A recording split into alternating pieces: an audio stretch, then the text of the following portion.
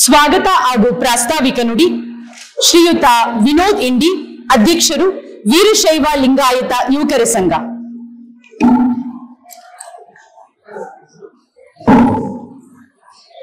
ಓಂ ಶ್ರೀ ಗುರುಬಸವಲಿಂಗಾಯ ನಮಃ.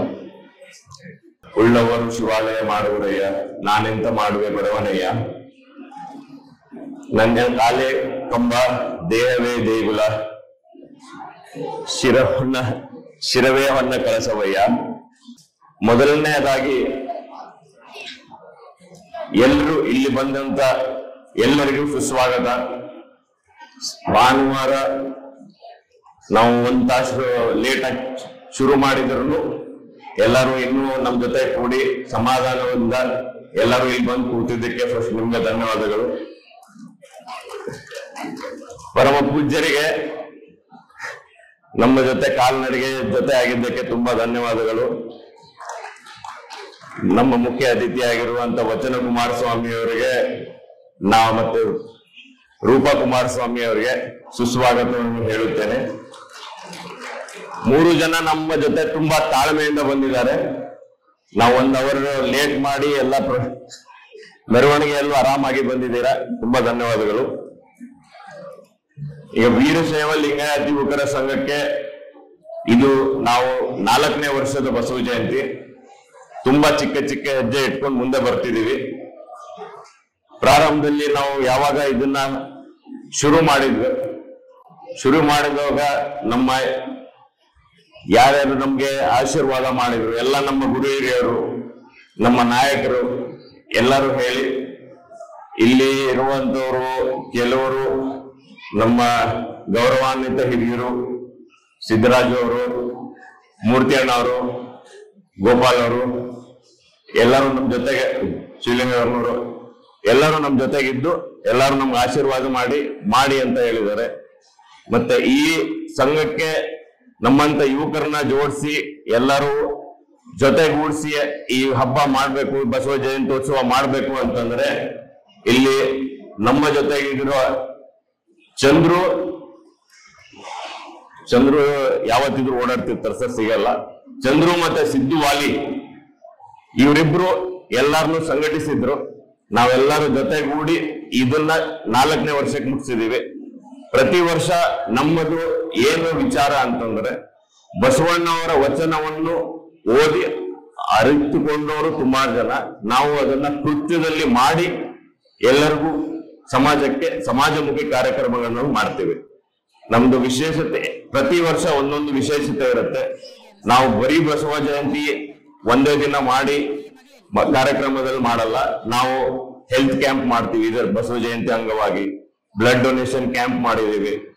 ಆಮೇಲೆ ಇವಾಗ ಈ ವರ್ಷ ಚಿತ್ರಕಲೆ ಸ್ಪರ್ಧೆ ಮಾಡಿಸಿದ್ದೀವಿ. ಗಿಡ ನೆಡುವ ಕಾರ್ಯಕ್ರಮ ಸರ್, ಅದಕ್ಕೆ ಒಂದು ಸಮಾಜಮುಖಿ ಕೆಲಸ ಮಾಡಿದಾಗ ಎಲ್ಲರೂ ಸಮಾಜದವರು ಅದನ್ನ ಒಳ್ಳೇದಾಗಿ ಒಪ್ಕೊಂಡ್ರೆ ಅದ್ರದ್ದು ಒಂದು ರಿಸಲ್ಟ್ ವೆರಿ ರೀಸೆಂಟ್ ಎಕ್ಸಾಂಪಲ್ ಅಂತಂದ್ರೆ, ಹೋದ ವರ್ಷ ನಾವು ಇಲ್ಲಿ ಪಕ್ಕದಲ್ಲೇ ಒಂದು ಫಾರೆಸ್ಟ್ ಲೇಕ್ ಇದೆ, ಅಲ್ಲಿ ನಾವು 8 ಜೂನ್ 2024 ಹೋಗಿ ಅಲ್ಲಿ ಗಿಡ ನೆಡೋ ಕಾರ್ಯಕ್ರಮ ಮಾಡಿದ್ವಿ. ಅದಕ್ಕಿಂತ ಮುಂಚೆ ಅದು ಲೇಕು ಫಾರೆಸ್ಟ್ ಇತ್ತು ಅಂತ ಜಾಸ್ತಿ ಜನ ಗೊತ್ತಿರ್ಲಿಲ್ಲ. ಇಲ್ಲಿ ಅದು ಏನ್ ಮಾಡಿ ಅದಾದ್ಮೇಲೆ ಎಲ್ರಿಗೂ ಗೊತ್ತಾಗಿ ಅವರೆಲ್ಲರೂ ಒಂದು ಸಂಘಟನೆ ಆಗಿ ಆ ಲೇಕ್ ಈಗ 1 ವರ್ಷದಲ್ಲಿ ಜೂನ್ 14 ಮೊನ್ನೆ ಓಪನಿಂಗ್ ಮಾಡಿದೆ ಸರ್. ನೀವು ಹೋಗ್ತಾ ನೋಡ್ಬೋದು, ಚೆನ್ನಾಗಿದೆ. ಅದ್ರಲ್ಲಿ ಒಂದು ಲೆವೆಲ್ಗೆ ಬಂದಿದೆ. ಎಲ್ಲರೂ ಒಂದು ಹಂತವಾಗಿ ಇದು ಏನಂದ್ರೆ ಎಲ್ಲ ಸಮಾಜಮುಖಿ ಕಾರ್ಯಕ್ರಮಕ್ಕೆ ಎಲ್ಲರೂ ಸಾಥ್ ಕೊಟ್ರೆ ಏನ್ ಬರುತ್ತೆ, ರಿಸಲ್ಟ್ ಏನ್ ಬರುತ್ತೆ ಅಂತ ಬರುತ್ತೆ. ನಾವೀಗ ಏನಕ್ಕೆ ನಮ್ಮ ಸಂಘ ನಿಲ್ಲುತ್ತೆ ಅಂತಂದ್ರೆ, ಈ ಸಂಸ್ಕಾರ ಕಲಿಸೋದು. ಇವಾಗ ನಾವು ಎಲ್ರು ನೋಡ್ತೀವಿ, ಹಬ್ಬ ಮಾಡ್ತೀವಿ, ಎಲ್ಲಾ ಮಾಡ್ತೀವಿ, ಏನೋ ಒಂದು ಕಾರ್ಯಕ್ರಮಕ್ಕೆ ಹೋಗ್ತೀವಿ, ಆದ್ರೆ ಯಾವುದು ಯಾಕೆ ಅಂತ ನಮ್ಗೆ ಪೂರ್ತಿ ಗೊತ್ತಿರಲ್ಲ, ಸುಮಾರು ಜನಕ್ಕೆ ಗೊತ್ತಿರಲ್ಲ. ಅದನ್ನ ನಾವು ಬೆಳೆಸ್ಬೇಕು. ಹೇಗೆ ಸುಮಾರು ಜನಕ್ಕೆ ಅದನ್ನ ಸಂಸ್ಕಾರ ಕಲಿಸ್ಕೊಡೋದು. ಈಗಿನ ಮಕ್ಕಳಿಗೆ ನಾವು ಒಂದೊಂದ್ಸತಿ ಹೇಳ್ತೀವಿ, ನಾವೇ ಮಾಡ್ತಿರಲ್ಲ, ಅದು ನಾವು ನಮ್ಮ ಮೇಲ್ಗಡೆ ಹಿರಿಯರು ಮಾಡಿದ್ದನ್ನ ಸ್ವಲ್ಪ ಕಡಿಮೆ ನಾವು ಮಾಡ್ತಾ ಹೋಗ್ತಿದೀವಿ. ನಮ್ಮಿಂದ ಇನ್ನೂ ಕಡಿಮೆ ಆಗ್ಬಾರ್ದು, ಅದನ್ನ ಬೆಳೆಸ್ಬೇಕು ಅಂತ ನಾವು ಈ ಸಂಘ ಮಾಡ್ಕೊಂಡು ಆದಷ್ಟು ನಮ್ಮ ಬಸವಣ್ಣ ವಚನ ವಿಶ್ವಗುರು ಅವರು ವಿಶ್ವ ಮಾನವ ಯೋಚನೆಗಳನ್ನ ನಾವು ಸಮಾಜಮುಖಿ ಕಾರ್ಯಕ್ರಮ ಮೂಲಕ ನಾವು ಮಾಡ್ತಾ ಬಂದಿದ್ದೇವೆ ಸರ್.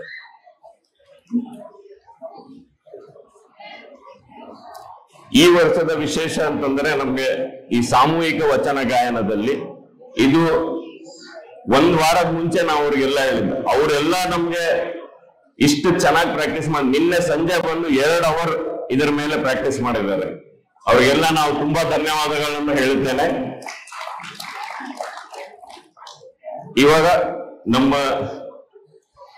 ಧರ್ಮಸಭೆಯ ದಿವ್ಯ ಸಾನ್ನಿಧ್ಯ ವಹಿಸಿದ ಜಗದ್ಗುರು ಶ್ರೀ ಸದಾಶಿವಾನಂದ ಮಹಾಸ್ವಾಮೀಜಿಗಳು ಗದಗ್ ಇವರನ್ನ ಸ್ವಾಗತಿಸುತ್ತಾ, ಅಪ್ಪರು ಅತಿ ಎಳೆಯ ವಯಸ್ಸಿನಲ್ಲಿ ಆಧ್ಯಾತ್ಮಿಕ ಕ್ಷೇತ್ರದಲ್ಲಿ ಪ್ರವೇಶ ಮಾಡಿರುತ್ತಾರೆ. ಪರಮ ಪೂಜ್ಯ ಶ್ರೀ ಸಿದ್ದೇಶ್ವರ ಮಹಾಸ್ವಾಮೀಜಿಗಳ ಮಾರ್ಗದರ್ಶನದಲ್ಲಿ ಶ್ರೀಮದ್ ಭಗವದ್ಗೀತೆ, ಉಪನಿಷತ್ತು, ಪತಂಜಲಿ ಯೋಗ ಸೂತ್ರ, ವಚನ ಸಾಹಿತ್ಯದ ಹಲವಾರು ಅಧ್ಯಯನ ಮಾಡಿರುತ್ತಾರೆ. ಮೈಸೂರು ವಿಶ್ವವಿದ್ಯಾಲಯದಲ್ಲಿ ತತ್ವಶಾಸ್ತ್ರದಲ್ಲಿ BA ಮತ್ತು MA ಪದವಿ ಪಡೆದಿರುತ್ತಾರೆ. ಭಾರತೀಯ ಸಂಸ್ಕೃತಿ ಆಚಾರ ವಿಚಾರಗಳ ಉಳಿಗಾಗಿ ಪರಿಶ್ರಮ ಮಾಡುತ್ತಿದ್ದಾರೆ.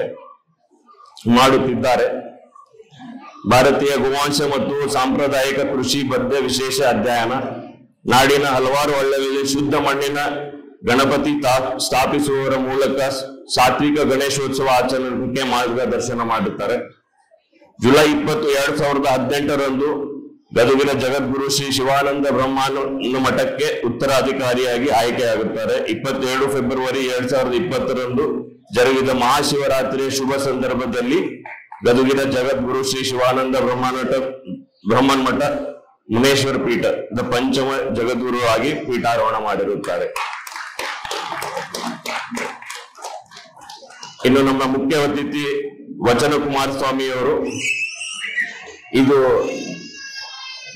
ಇವರಿಬ್ಬರ ಬಗ್ಗೆ ನಾನು ಜೊತೆಗೆ ಹೇಳ್ತೀನಿ ಸರ್, 1-2 ಮಾತು. ರೂಪಾ ಕುಮಾರಸ್ವಾಮಿ, ವಚನ ಕುಮಾರಸ್ವಾಮಿ ಅವರು, ಇವರ ಬಗ್ಗೆ ನಾವು ಹಾಲಿಯಲ್ಲಿ ಅವ್ರ ಬಗ್ಗೆ ಓದಕ್ಕೆ ತಿಳ್ಕೊಳ್ಳಕ್ಕೆ ಸ್ಟಾರ್ಟ್ ಮಾಡಿದ್ವಿ. ಯಾವಾಗ ನಾವು ವಚನದ ಬಗ್ಗೆ ಅಧ್ಯಯನ ಮಾಡಿ ಅವ್ರ ಬಗ್ಗೆ ಹೆಂಗೆ ಬಸವಣ್ಣ ವಚನವ್ರನ್ನ ಮುಂದುವರಿಸಬೇಕು ಅಂತ, ಇವ್ರ ಬಗ್ಗೆ ನಾವು ಓದ್ತಾ ಹೋದ್ರೆ, ನೋಡ್ತಾ ಹೋದ್ರೆ ಎಷ್ಟು ಲಿಸ್ಟ್ ದೊಡ್ಡದಿದೆ ಅವರ ಸಾಧನೆ ಅಥವಾ ಅವ್ರು ಮಾಡಿರೋ ಕೆಲಸಗಳಂತಂದ್ರೆ ಇದನ್ನೊಂದು ತುಣುಕು ನಾನು ಹೇಳಬಲ್ಲೆ ಅಷ್ಟೇ. ವಚನ ಕುಮಾರಸ್ವಾಮಿ ಮತ್ತು ರೂಪಾ ಕುಮಾರಸ್ವಾಮಿ ಅವರು ಸಂಸ್ಥಾಪಕರು, ಶರಣು ವಿಶ್ವ ವಚನ ಫೌಂಡೇಶನ್ ಮೈಸೂರು.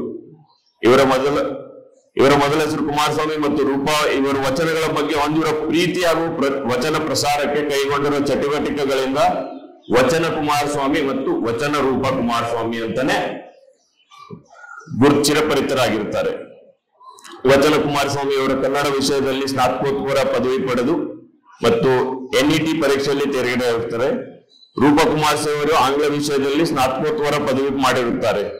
ಇಬ್ಬರು ಶಿಕ್ಷಕ ವೃತ್ತಿಯನ್ನು ಜೊತೆಗೆ ಕವಿತೆ ರಚನೆ, ಅಂಕಣ, ವಚನ ವಾಚನ, ವಚನ ತಾತ್ಪರ್ಯ, ಉಪನ್ಯಾಸ ನೀಡುವುದು ಇವರು ಮಾಡುವುದು ಅಂತಂದ್ರೆ ನೋಡಿ, ಎಲ್ರೂ ಹೇಳ್ತೀವಿ ನಾವು, ಕೆಲಸ ನಮ್ದೆಲ್ಲ ಕೆಲ್ಸದಲ್ಲಿ ಬಿಸಿ ಇದ್ದೀವಿ, ಎಲ್ಲರೂ ಹೋಗ್ಬೇಕಂದ್ರೆ ಕೆಲ್ಸದಲ್ಲಿ ಬಿಸಿ ಇರುತ್ತೆ, ಸಂಡೇ ಒಂದೇ ಸಿಗತ್ತೆ, ಶನಿವಾರ ಒಂದೇ ಸಿಗತ್ತೆ, ಈ ತರ ನಾವು ಎಲ್ಲರೂ ಕಾರಣ ಕೊಡ್ತೀವಿ.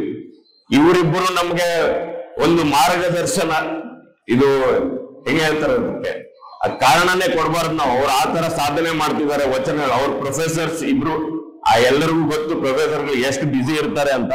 ಅಂತದ್ರಲ್ಲಿ ನಮ್ಮ ವಚನದ ಬಗ್ಗೆ ಇಷ್ಟೊಂದು ಕಾಳಜಿ ತಗೊಂಡು ಅವ್ರು ಇದನ್ನ ಬೆಳೆಸಕ್ಕೆ ಹೋಗ್ತಿದ್ದಾರೆ. ನಾವೆಲ್ಲರೂ ಒಂದ್ಸತಿ ಜೋರಾಗಿ ಚಪ್ಪಾಳೆ ತಟ್ಟಬೇಕು.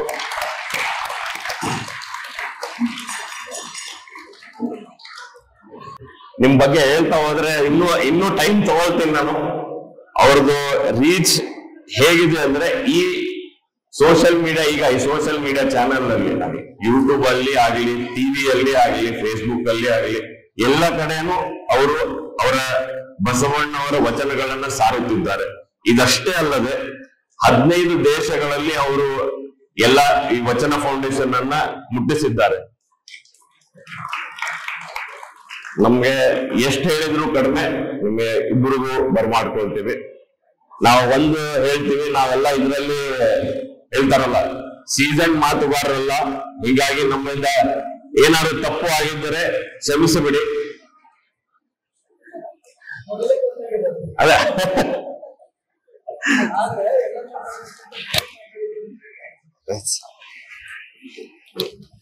ಪೂರ್ವಕವಾಗಿ ಸ್ವಾಗತಿಸಿ ಹಾಗೂ ತಮ್ಮ ಪ್ರಾಸ್ತಾವಿಕ ನುಡಿಯಲ್ಲಿ ತಮ್ಮ ಸಂಘ ಮಾಡಿದಂತಹ ಚಟುವಟಿಕೆಗಳ ಬಗ್ಗೆ, ಸಮಾಜಮುಖಿ ಕೆಲಸದ ಬಗ್ಗೆ ವಿಸ್ತಾರವಾಗಿ ತಿಳಿಸಿಕೊಟ್ಟಂತಹ ಶ್ರೀಯುತ ವಿನೋದ್ ಇಂಡಿರವರಿಗೆ ಮನಪೂರ್ವಕ ಧನ್ಯವಾದಗಳು.